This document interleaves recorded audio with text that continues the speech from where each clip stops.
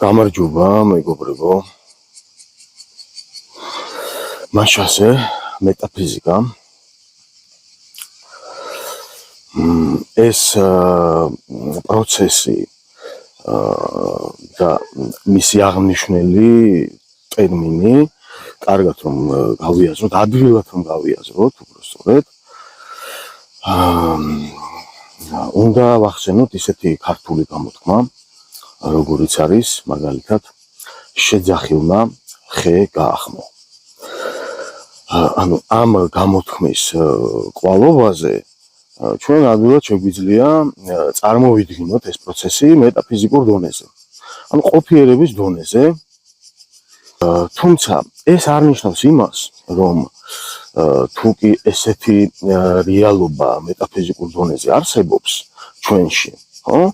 რომ ის ჩვეულებრივი ფიზიკის დონეზე არ ვლინდება, ანუ ვინაიდან ჩვენთვის ქართველებისთვის შეძახილმა ხე გაახმო, ამიტომ ჩვენ სენსიტიურები ვართ ხოლმე რაღაც გამოთქმების და რაღაც შეძახილების და რაღაც უწმაწური იქნება ეს თუ ნებისმიერი, ასე ვთქვათ, შეძახილის მიმართ ვართ მეტნაკლებად სენსიტიურები.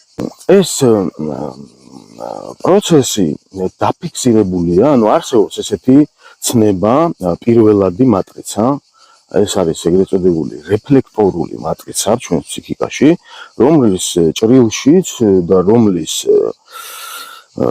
ასე ვთქვათ, გავლით რეალიზდება და ხდება რეალობა ჩვენ ცხოვრებაში. ეს მატრიცა, ეს რეფლექტორული მატრიცა შედგება ისეთი ღირებულებებისაგან, ცნობიერი თუ არაცნობიერი, ისეთი რაღაც მოვლენებისაგან, ისეთი იმ გამოსახულებებისაგან, რომელიც ჯერ კიდევ გაუცნობიერებელ ბავშვობიდან უყალიბდება ადამიანს. მაგალითად, ქართულ ენაში არსებობს ესეთი სიტყვა, ტერმინი ღირებულება, ერთგულება, რომელიც ნიშნავს, ასე ვთქვათ, ადვილად რომ ავხსნათ იმას, რომ ერთგულ ადამიანებს ერთი გული აქვთ. მე პირველ რიგში, რა თქმა უნდა, საკუთარი თავის მიმართ გულისხმობ ამ ყველაფერს, საკუთარი თავის და გლობალური მოვლენების მიმართაც.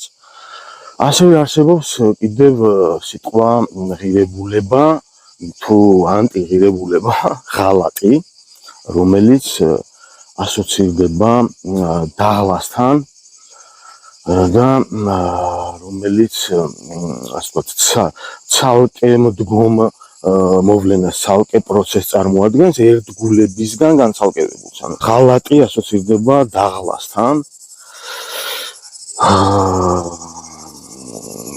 სიტყვა არ წამოგწდეს, რომ შენ დაიღალე, განზე გადექი და ტყვია დაიხალე. ანუ დაღლა უდრის ღალატს, მეგობრებო. და როდესაც ჩვენ საუბრობთ ქართულ მატრიცაზე, ქართულ რეფლექტორულ მატრიცაზე, ხო? ასევე უნდა გავითვალისწინოთ თუ კი რაღაც გლობალ. მაგალითად, რუსულ სინამდვილეში, რუსულ ენაში, რუსულ სასაუბრო ტერმინოლოგიაში არსებობს ესეთი ცნება, ესეთი ტერმინი პრედანნი, რომელიც აღნიშნავს პრედანნასტ, რომელიც აღნიშნავს ერთგულებას. ანუ პრედანნი ერთგული ადამიანი, პრედანნასტ ერთგულება. და რატომ რუსული? იმიტომ რომ ასეთი საკითხების კვლევისას აღმოაჩინე ესეთი ანომალია, ფენომენი, რომელიც სხვაგან არ არის. ანუ ერთის მხრივ სიტყვა პრედანნი ნიშნავს ერთგულს და მეორეს მხრივ ეს ერთგული ადამიანი თვითონ არის ნაღალატელი. ანუ პრედანნი. ერთი და იგივე ძირი და ერთი და იგივე მნიშვნელობა აქვს ამ სიტყვის წარმოთქმისას მეტაფიზიკურ დონეზე. ამიტომაც ვახსენებ ახლა რუსულს. ჩვენ ყველანი ქართველები ვართ და უნდა ვიცოდეთ ესეთი სინამდვილეები, რეალობები.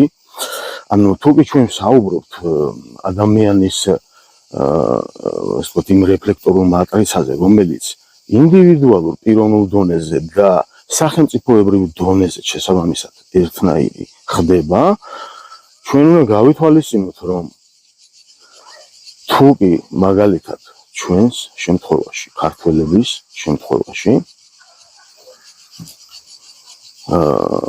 ხეს შეძახილი ჭირდება რომ გახმეს, ზოგ შემთხვევაში ეს ხე უკვე გამხმარია თავიდანვე, ანუ შანსი არ აქვს ამ ხეს და ზოგიერთი ადამიანის მე არ საუბრობ ყველაზე, ხო ხდებით რომ ეს არ არის ეროვნული დაყოფით გამოტანილი დასკვნა, მე ვსაუბრობ ადამიანებზე, რომლებიც სახელმწიფოებრივად აზროვნებენ, ანუ საკუთარი თავის მიმართ ერთგულები არიან და შესაბამისად გარკვეული გლობალური მოვლენების მიმართაც ერთგულები არიან.